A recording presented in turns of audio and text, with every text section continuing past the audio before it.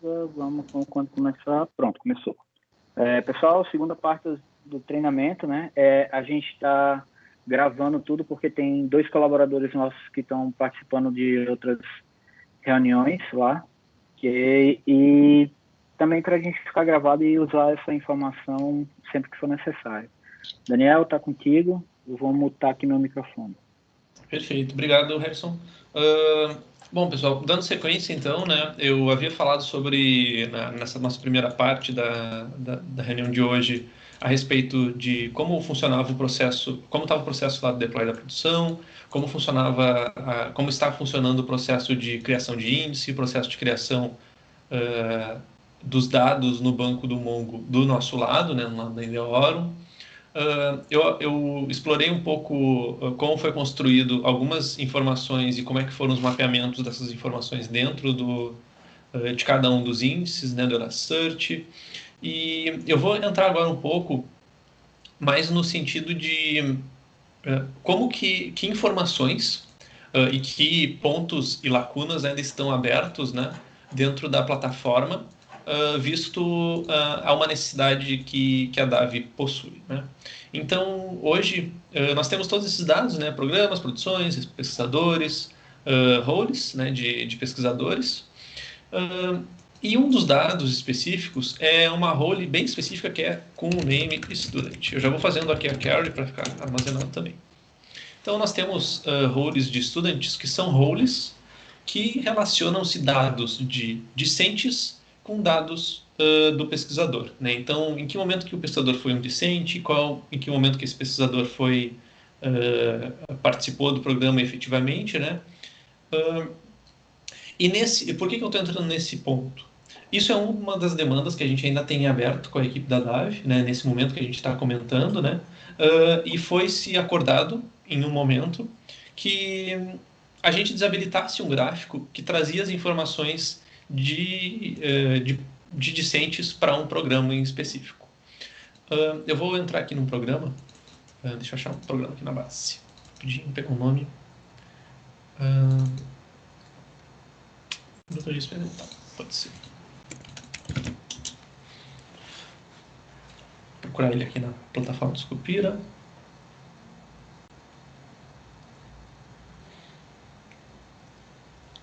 Essa busca já foi uma busca solicitada pela Ivana, né? Pela Ivana não, pela equipe da DAV, que foi relacionada a sempre que tiver um nome de um programa for pesquisado, ele trazer o nome do programa, né?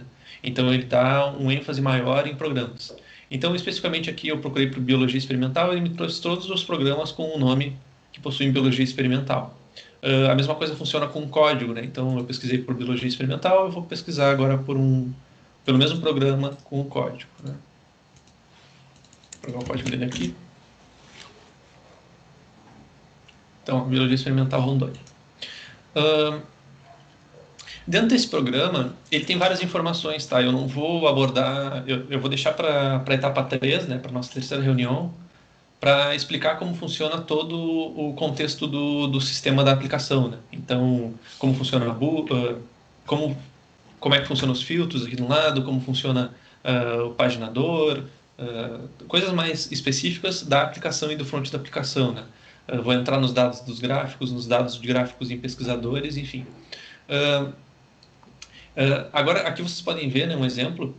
Esse é um processo que a gente está melhorando também de carregamento. Então, entre eu fazer o carregamento dessa página, né, eu estou na página de pesquisa e eu vou entrar agora na página de um programa, ele tem que trazer muitas informações. E é nesse momento que eu comento sobre lentidão no processo. Tá? Mas a gente vai... nosso objetivo é melhorar esse tempo de carregamento até amanhã, né, para a disponibilização da versão 7.2. E daí aqui eu acredito que era onde os profissionais estão achando o timeout, né? Esse timeout ele é muito relacionado à quantidade de dados que estão sendo puxados da base do Mongo. Então, deixa eu restartar aqui o Mongo.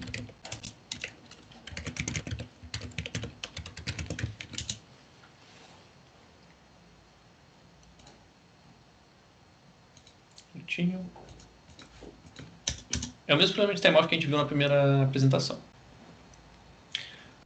Dentro desse programa, desse PPG, ele possui dados de docentes, dados de discentes, enfim, né, várias informações. E um dos gráficos que estão apresentados, vamos esperando ele carregar, um dos dados que estão condensados, né, e nesse momento escondido dentro da base, é o dado de discente. Por que o dado de discente está escondido dentro da base? O processo de validação de contagem, né, de discentes para as avaliações quadrienais da DAV, eles passam pela equipe de estatísticos lá, né, uma equipe focada só na qualificação do dado. E esse pessoal, acho que a Cássia, ela toma a frente dessa equipe, né, ela tem, pelo menos é a que tem tido contato bastante com a gente, ela nos informou que a contagem de discentes, especificamente a contagem de discentes, ela estava com um viés errado e diferente daqueles que era processado dentro da DAV. E esse problema dos discentes, ele acarreta em várias modificações que necessitariam ser realizadas dentro da plataforma para se adaptarem à base, igualmente à base, né, ao dado que está disponível na curadoria da equipe da DAV. O que acontece? Hoje o discente, ele possui uma data de início, né? Hoje, no nosso modelo de dados, no nosso processamento das informações, a gente sempre tenta casar uma data de início do discente, ou do discente especificamente, com uma data fim. Mas o que acontece? Na base dos SucuraPainéis, muitas vezes os programas não colocam a data fim. Né? Eles não dizem quando aquele discente terminou o curso, ou simplesmente deixam o discente lá sem dar uma atualização ou alguma informação específica para ele. E isso acarreta em um problema de dados, porque eu não consigo fazer pares em que eu diga que esse discente está trabalhando em um programa em um determinado período. Então, vamos ver um exemplo, né? Acho que esses aqui estão desabilitados, né? Esses aqui estão com os discentes. Até tinha um caso assim, né, em que a gente pegava o dado e não tinha o dado de entrada do discente, né? E ele aparece com esse menos 615 aqui, né? Uma conversão estranha que a gente encontrou. Mas basicamente assim, a gente tem um dado de entrada, né? Então a gente tem a data de início e a gente tem a data de fim. Então logo a gente sabe quantos anos a gente precisa computar para aquele discente naquele programa.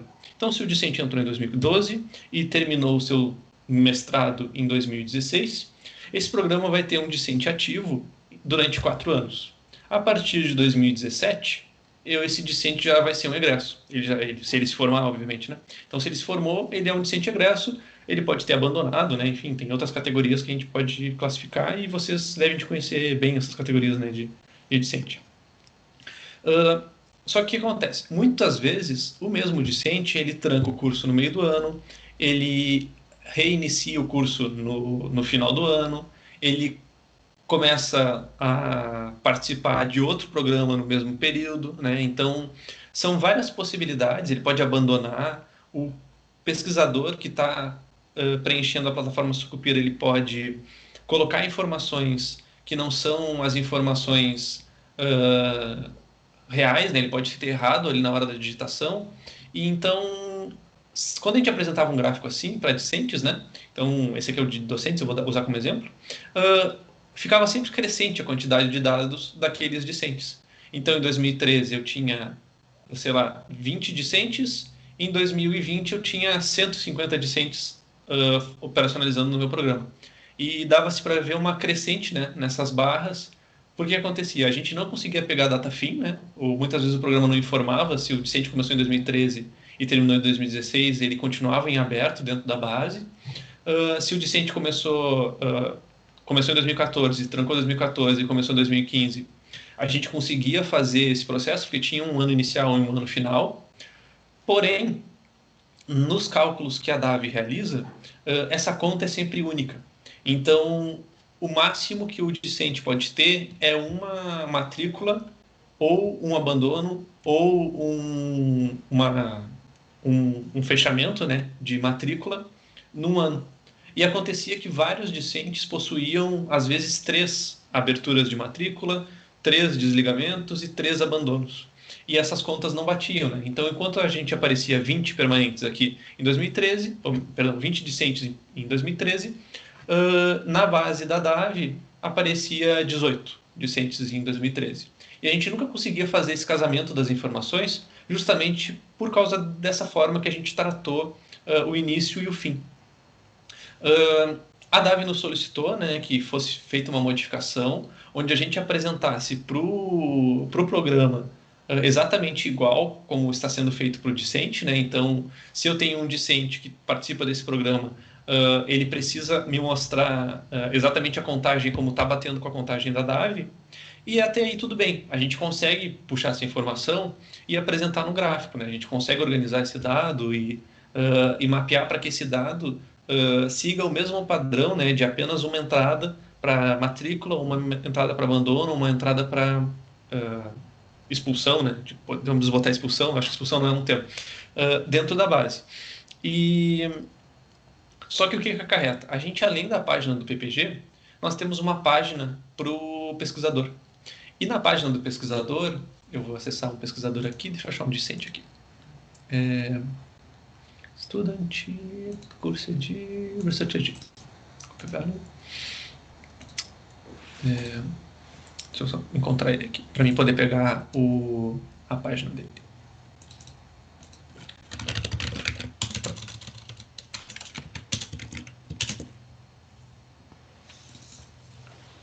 Panet.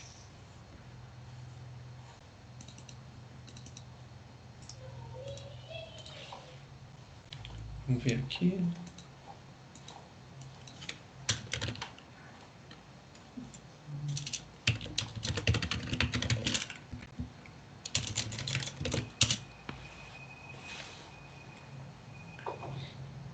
Aqui a gente tem uma discente, né?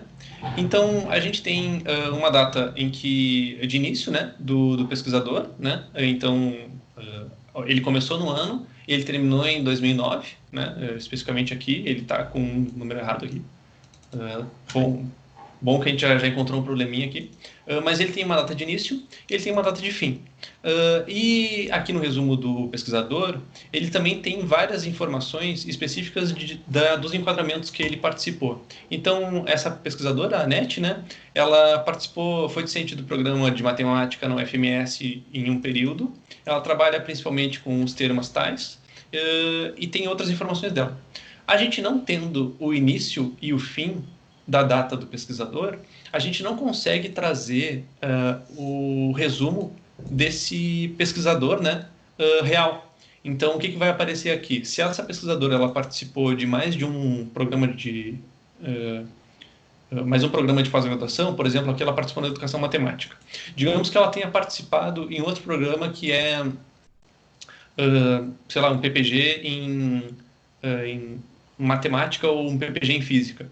Ela vai aparecer ainda como cursando o programa da educação matemática e esse outro programa de física. E na hora que o pesquisador for se encontrar aqui, ele vai dizer que está errado. Não, eu já saí daquele curso e agora eu estou em outro.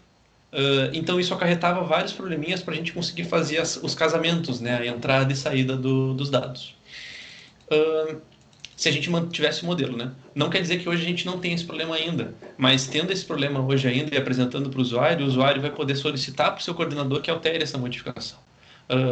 E caso essa pesquisadora ela tenha modificado, né? Então ela foi discente no programa durante um período, ela abandonou por um curto período e voltou para o programa num período posterior, digamos no mesmo ano, né? Mesma modificação, a gente também consegue ter uma assertividade desse processo, né? De entrada, saída e correções desse pesquisador e modificações desse pesquisador. Além disso, a gente tem o histórico aqui dela, né? Então essa pessoa ela só teve ela só participou de um programa. Se ela tem mais, a gente consegue manter um histórico dessa pessoa de todos os anos que foram iniciados ou finalizados ou completados. E devido a esse problema, né, de ter essa complexidade no processo de modificação, a gente acabou optando, a gente perguntou para a DAV como a gente poderia proceder, e a gente, perdão pela máquina, tá? Tem alguém fazendo obra aqui em casa. A gente acabou optando por esconder aquele grupo de informações ali, né, do programa, e E a DAV nos solicitou uma lista, né, com todos os pares para poder ser analisado posteriormente, né, como que a gente pode analisar um pouco melhor e como proceder nesse caso. Perfeito? Além desse problema, né, os principais problemas que a gente dos problemas que a gente tem hoje com dados, né, eu acho que esse é o que mais ataca diretamente de não possibilitar a visualização de alguma informação dentro da plataforma. Todos os outros problemas eles estão sendo sanados, né? Eles já foram sanados. Então, vários outros problemas que a gente teve com dados, modificações das informações, reconstruções da nossa base, a gente já conseguiu otimizar no processo de validação com a DAV. Beleza? Alguma dúvida, pessoal, por enquanto? De boa para mim. Beleza. O que a gente fez de processo externo, tá? Outros processos externos que a gente tem de dados. Você está incomodando o barulho, pessoal? Não, cara, tá tranquilo, assim. Tem hora que o bicho acelera aí na motinha, mas depois ele dá uma parada, dá pra gente... Tá dando pra escutar, normal. Beleza, eu vou tentar diminuir um pouquinho a sensibilidade. Precisa diminuir o volume do microfone. Você diminui bastante o volume do microfone agora. Não, perfeito. Peraí, deixa eu ver isso. Som, entradas, efeitos, som, microfone... Acho que eu não tenho essa configuração, então. Eu acho que no Button, cara, não vai ter isso não, tá? Não. Sensibilidade do microfone, não. Você só vai ter controle de volume mesmo. Tá, não, perfeito. Tá ruim pra vocês? Tá bom? Bom, eu vou cara, dá pra ir. Tá. Eu vou continuando aqui, então. Uma modificação que a gente tem que fazer, que foi um dado que a gente puxou de fora, né, da base do Sucupira, que a gente não conseguiu coletar essa informação, foram dados de sigla de instituições. Então a gente fez um processo de capturar as siglas dos termos sem ter stop words, né? Então, Instituto de Radioproteção e Desimetria a gente transformou em RD, ou a gente capturou de uma lista que é disponibilizada eu acho que é num site da DAV, que é um dataset, que a gente pegou essa lista de dataset e configurou as instituições, né, para receberem essas siglas que estavam disponibilizadas. A gente não achou na base. Aí o Felipe que está aqui com a gente, ele pode dar um... O Felipe está aqui? Tá. Pode dar um auxílio nisso, né? Mas a gente teve que fazer um processo externo para conseguir modificar as siglas de cada das instituições para possibilitar a busca, né, por essas instituições e essas siglas. Além disso, modificações externas. Tá. Outra modificação externa que a gente fez na base foi que foi solicitado a foto do pesquisador, né? Então, a gente adicionou, através de uma coleta na base da CAPES, do Lattes, uma conferência batendo com o número identificador do pesquisador. Então, a gente armazena, né, o número identificador Lattes lá do pesquisador, e a gente armazena um código, que é a hash que o Lattes transforma esse número para poder conseguir capturar a foto. Então, a gente fez um processo paralelo, né, de coleta de dados dentro da base do CNPq para um grande conjunto de pesquisadores. A gente não conseguiu para todos devido a limitações de banda lá e de acesso à base do CNPq. Mas a gente fez para todos os possíveis, né, a gente conseguiu trazer as fotos. Então, eu vou mostrar aqui, né, então, essa pessoa, que é aqui vocês podem ver na imagem,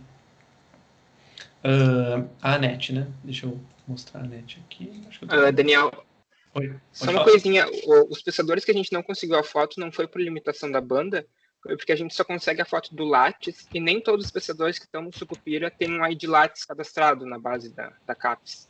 Então, esses que não têm ID Lattes cadastrados, a gente não conseguiu a foto, já que a plataforma Sucupira não tem foto, né? Só o Lattes. Perfeito isso. Então, obrigado por me corrigir, Felipe. Então, visto essa justificativa do Felipe, que a gente não conseguiu capturar todas as fotos. Então, a gente pegou Há a uma foto... dúvida nessa fala do Felipe aí, aproveitando o gancho. Então, vocês não cruzam, tipo, vocês vão lá no Lattes, pega a base deles e cruza com a base da CAPS para identificar se aquela pessoa é daquele Lattes mesmo. Vocês não fazem essa testagem, né? Vocês Não. A só gente... Só a buscam imagem. o que tiver o ID Lattes. Isso. A gente não captura nenhum dado externo na plataforma, tirando a foto, tá, pessoal? A gente usa sempre a plataforma Supira Painel, a Supira Online, para pegar as informações. E daí, nesse caso específico, a gente precisava da foto da pesquisadora, dos pesquisadores, né? A gente acabou fazendo essa consulta na base do CNPq, justamente para possibilitar essa visualização, né? E essas fotos, né, elas são visíveis aqui na listinha, né? Então, a gente pode ver a Soraya, Rodrigo, né? A gente consegue ver as fotos dos pesquisadores.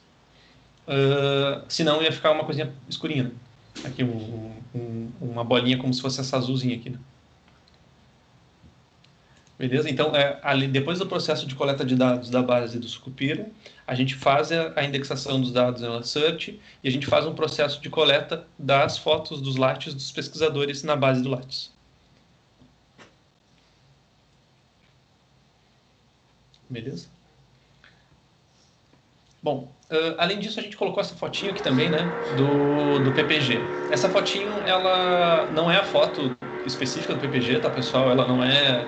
Ela só é relacionada... É uma foto que a gente explicitou e a fins de visualização mesmo, né? A gente construiu essa foto no nosso lado para poder aparecer aqui no programa. E a gente tentou casar fotos com os nomes dos programas. Então, foi uma tentativa de relacionamento de foto com o programa na nossa base, né? Tá, eu acho que eu estou entrando um pouquinho mais agora na visualização da plataforma. Eu vou me manter nos dados. Pessoal, vocês me dão um minutinho só para mim dar um pulinho no banheiro? Uma pausinha de Vai 5 lá, cara. minutinhos? Perfeito. Eu não vou pausar a gravação, não, tá? Vai Tá. deixar rolando aqui. Perfeito, eu vou só ativar o mudo aqui e já volto.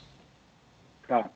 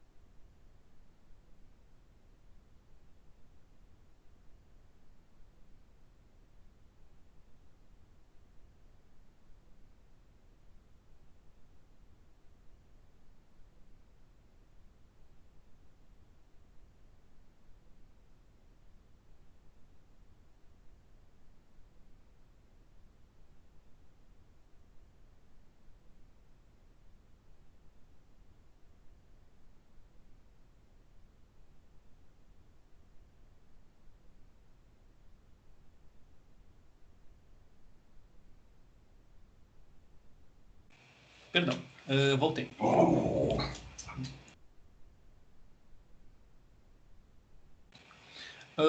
Bom, pessoal, tá aí? Sim, cara, estamos aqui. Fala sério, você foi lá mandar o cara parar de furar a parede. Foi o cara tava furando a parede e agora minha cadelinha tá latindo no fundo aqui. Vai ser uma orquestra maravilhosa. Bom, eu vou dar sequência. Eu vou pausar às vezes, tá, pessoal? Caso comece muito barulho aqui. E daí eu sigo assim que parar. Bom, eu estava comentando, né, sobre esse processo de coleta externo dentro da plataforma. E esses processamentos, né, sempre que foi solicitado um dado externo, a gente tentou trazer essa informação. Hoje a gente só tem o dado externo mesmo do Lattes, a gente não tem dados externos muito específicos. Perdão, tem mais um dado também, que agora estava vendo, que é as localizações, né? Então, a gente tem as informações de latitude e longitude dos programas na base da plataforma Lattes, né? Então, a gente tem todos os nomes, né, de cidades, todos os nomes dos países e dos estados armazenados dentro da plataforma do banco do Minha Caps através do geolocation. A gente faz uma consulta, fez uma consulta na base, né? A gente capturou a localização dos estados, né? Necessários para as instituições, e a gente armazena nossas informações dentro da nossa base. Caso uma nova instituição nasça, né, dentro de uma universidade que ainda não exista, há necessidade de refazer esse processo apenas para essas localidades que a gente não capturou, né? É um processo também que ele não é um processo... ele é um processo do nosso script de geração do banco, né? Então, quando a gente está gerando o banco de dados da plataforma, a gente também faz esse processo quando há novas latitudes e longitudes. E isso faz ele aparecer aqui na tela da interface, né, do Sucupira Painéis. Hoje a gente está com uma versão, até por licenciamento, né, da aplicação, a gente tem uma versão apenas de desenvolvimento aqui para o Google. E caso a gente tenha uma key, né, específica do Google, a gente acaba conseguindo possibilitar a visualização de gráfico aqui na interface. Esse é outro ponto também que a gente está em aberto, né? Como que vai ficar esse gráfico aqui para o usuário. Mas ele está configurado em cima do Google Maps, e a ideia é que sempre que não bate o limite, né? Que nesse caso não é o caso, de acessos, a gente consegue ver a localização do programa dentro da base. Beleza? Ô, Daniel, Oi. só uma pergunta aqui, voltando um pouquinho, né? Tem aquela parte que tem a foto do perfil, né, do pesquisador. Certo. Como é que você coleta isso? Isso é um serviço ou extrator, alguma coisa que você está usando, ou você faz o crawler lá? A gente faz o crawler lá. Tá, mas esse crawler, se você faz lá, ele tem o CAPTCHA, né, para ele resolver. Então, Vocês utilizam uma solução de terceiro para quebrar o CAPTCHA, ou vocês pagam uma solução para isso? Como é que é? Então, especificamente esse site, né, que é onde eles hospedam as imagens, ele não está protegido por CAPTCHA, tá? Uhum. Então a gente só precisa saber desse código aqui. O link, né? O link, no caso assim, a gente parte da base do Sucupira com esse número identificador. E daí quando a gente acessa esse link, ou melhor, quando a gente acessa por exemplo, esse link Lattes aqui, ele faz essa transferência para o Lattes com o código. Uhum. A gente captura da URL. Mas o que você coloca lá é a URL apontando pro Lattes, né? Você não baixa a imagem local não, né? Não, isso. É só a URL apontando pro Lattes. Tá, isso. beleza. É claro, né? Isso também pode ser um problema, né? Se a gente se o Lattes acabar indisponibilizando esse site, né? Pode acabar sendo inviabilizando a visualização da foto. Mas eu falei isso mais por questões assim, eu não sei como é que ficaria essa questão com a LGPD, né? Porque se isso é um dado que está hospedado lá no Lattes, ele teria que, teoricamente, repassar a autorização teoricamente, né? Para a gente poder usar isso do lado de cá também, né? Sim. Mas é só assim, para um ponto para a gente levantar mesmo, se é questão de preocupação, né? Sim. Na minha concepção, não, uma vez que o Lattes está público. Beleza. O Lattes com a mulher está público, entendeu? Aí eu não estou trafegando aí nenhuma informação sensível da pessoa. Talvez o que possa dar problema se tivesse e-mail, alguma coisa, mas toda essa informação aqui, ó, ele não está batendo, né? É pública, tá? Ele não está batendo em nenhum dado que não seja público, não. Tá, então se a informação é pública e vocês não usam nenhuma solução contratada para quebrar captcha nem nada, então tá tranquilo. Pode seguir, A cara. gente não nem contratamos assim para esse quesito. Nós deixamos, era um processo que a gente já fazia num produto nosso interno da Ideoro, né, para visualizar as informações e ter as fotinhos também. Então a gente já tinha meio que automatizado esse processo e não tinha esse processo de quebrar captcha. Então o único custo nosso é controlar as requisições que são feitas para a base do CNPq, né? Então hoje a gente tem 3 milhões e 500 pesquisadores. Digamos que a gente precisa capturar todos esses códigos novamente, né? Por algum motivo a base deu problema, a gente precisa realizar esse processo interno novamente. Ou alterou a URL. São 3 milhões e 500 requisições feitas no CNPq. E a gente sabe de conversas passadas que lá no CNPq eles têm vários problemas sobre carga, né, da informação e acessos médios por dia na aplicação. Então, se eu não me engano, a última vez eles tinham comentado que o limite diário normal era em torno de 5.000 acessos. Então, se a gente lançar um crawler automático nosso, facilmente ele bate essa meta, né? Então, e eles vão acabar bloqueando o teu acesso, né? Se eles acharem que é necessário bloquear. Mas aí só nesse sentido, né? que poderia ser um problema. Conseguir baixar os dados de forma que não afete a infraestrutura do CNPq e que não nos coloque numa blacklist também, né? Mas aí é aqueles problemas de crawler normal, né?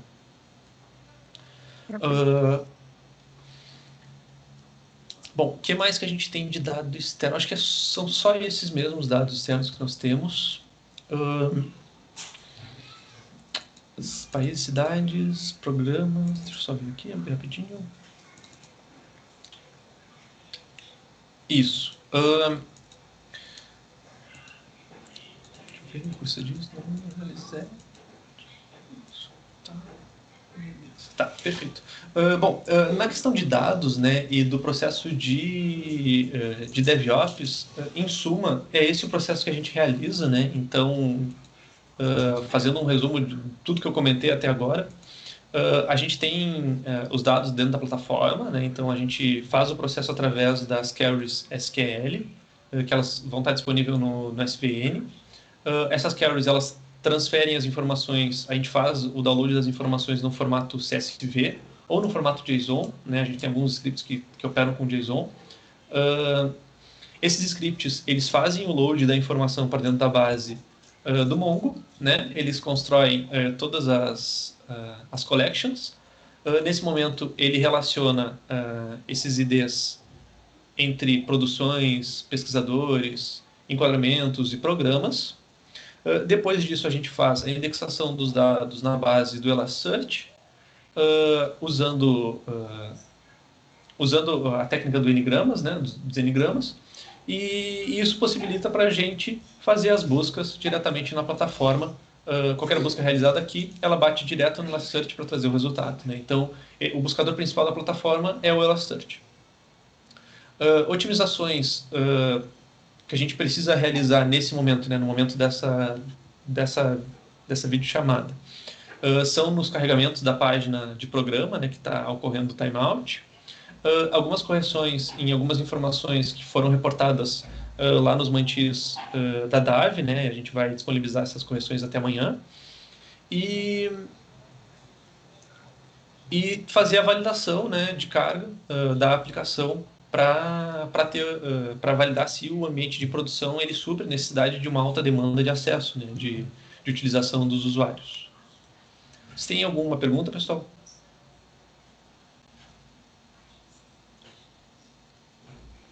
Eu não. Tiago, Jean?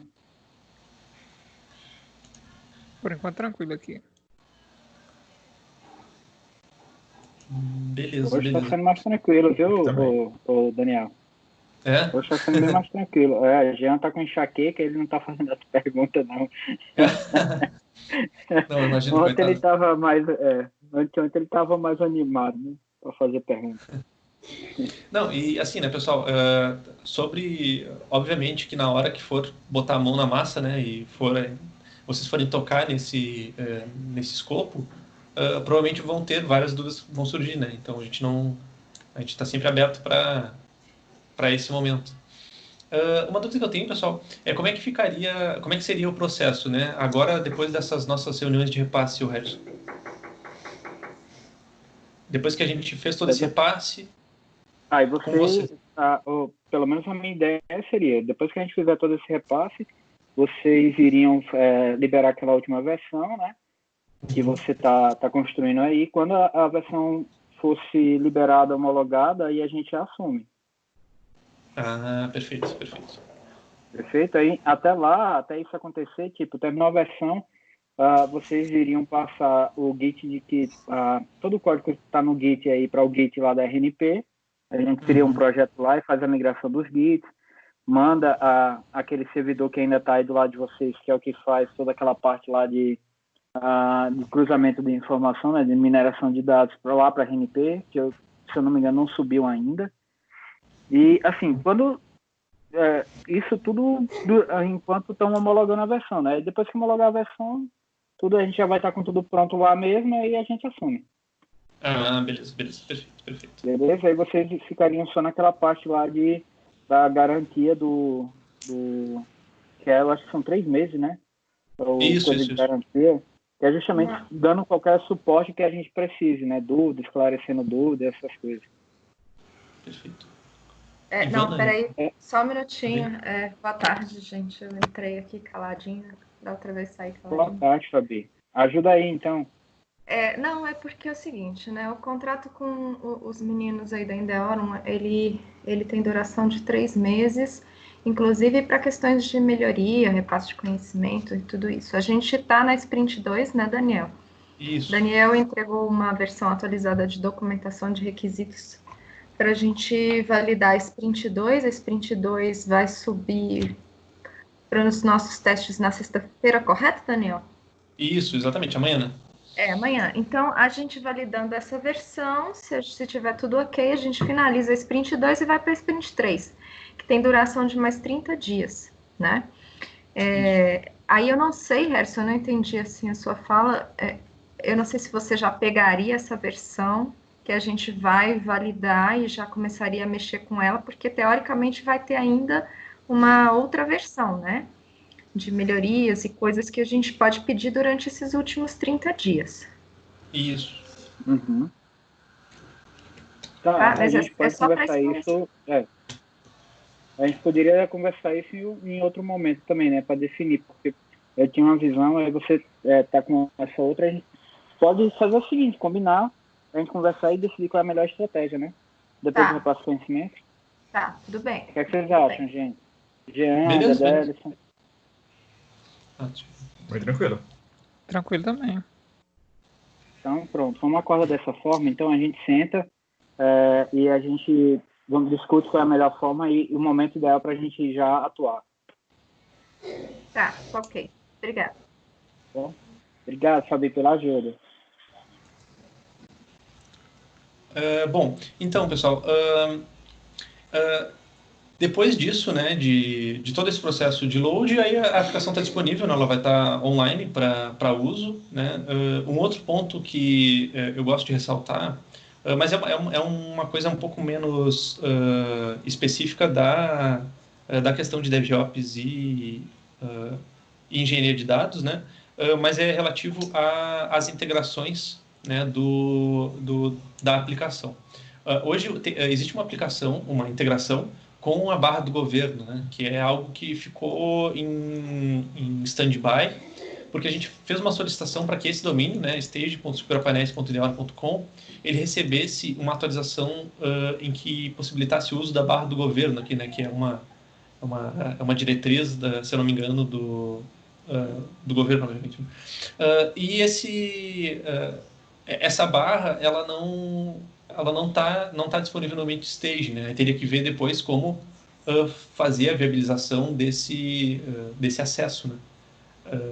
Dentro da plataforma. Mas eu acredito que vocês tenham mais conhecimento que eu nesse quesito, que a gente para disponibilizar, né, no site do interno.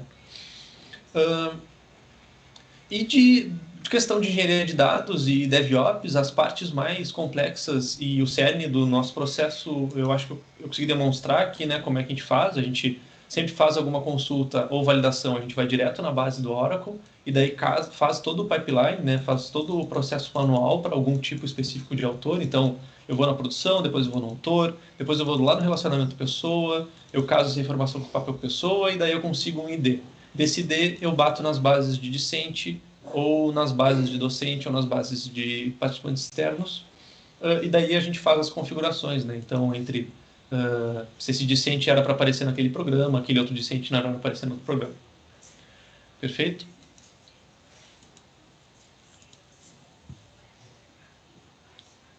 Assim, de conteúdo para esses dois contextos, era isso mesmo, pessoal, de DevOps e engenharia de dados.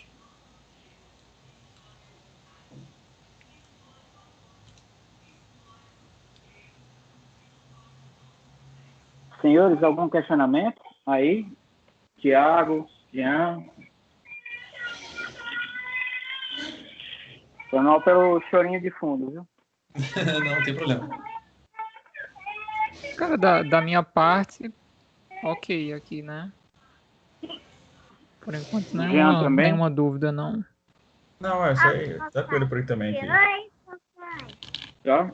Então, vamos encerrar a gravação então aqui, né? Beleza. Deixa eu encerrar então aqui a gravação.